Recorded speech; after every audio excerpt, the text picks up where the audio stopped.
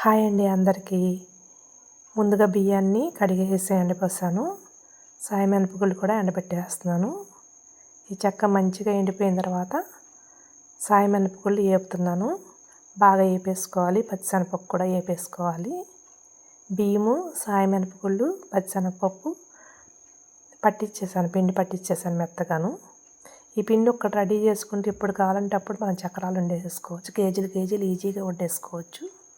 Salt 2 స్పూన్లు, KG పిండి తీసుకున్నాను నేను.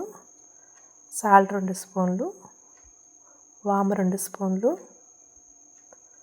వామును చక్క మిల్లకల్లు చేత్తో 2 చేతులు ప్రెస్ చేసి వేసాను.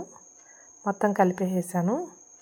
ఇప్పుడు కారం 2 స్పూన్లు వేస్తున్నాను. పచ్చిమిరపకాయల పేస్ట్ అయినా వేసుకోవచ్చు, నేను కారం వేస్తున్నాను. ఇది కలిపేసేయాలి మొత్తాన్ని.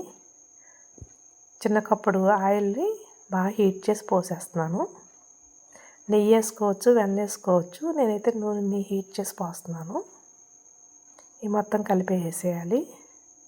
వేడి నీళ్ళు కాసుకుని పక్కకు ఉంచుతున్నాను. అవి కూడా పోసేసి కొద్దిగా నీళ్ళు కూడా పోసేసి కలిపేసుకుందాము. చక్రాల పిండికి సిద్ధం చేసుకుందాము. ఈ పిండి ఒక్కటి ఉంటే చాలు, మనకి ఎప్పుడు కావాలంటే అప్పుడు కేజీలు ఈజీగా మనం మురుకులు చేసేసుకోవచ్చు. అదేనండి, చక్రాలు చేసుకోవచ్చు. చక్కగా కొద్దిగా వాటర్ వేసి కలిపేసుకుంటున్నాను. పిండి రెడీ అయిపోయింది.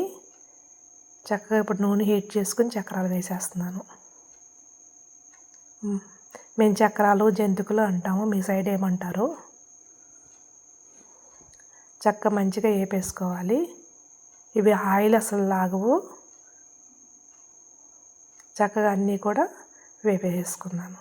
ఎంతో ఈజీగా టేస్టీగా ఉండే చక్రాలు రెడీ అయిపోయినాయి. నచ్చితే కనుక లైక్ చేయండి, షేర్ చేయండి, సబ్స్క్రైబ్ చేయండి. Thank you.